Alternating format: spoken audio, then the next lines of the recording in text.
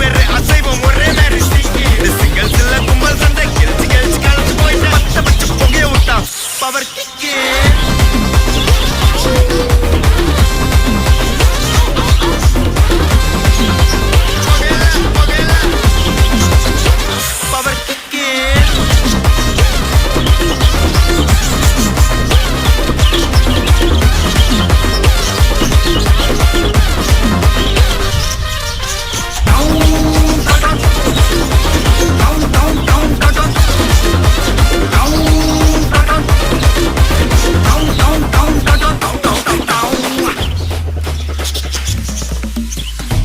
தட்டி முட்டி குழம்புல கொதிக்குது பார் அந்த காலழகு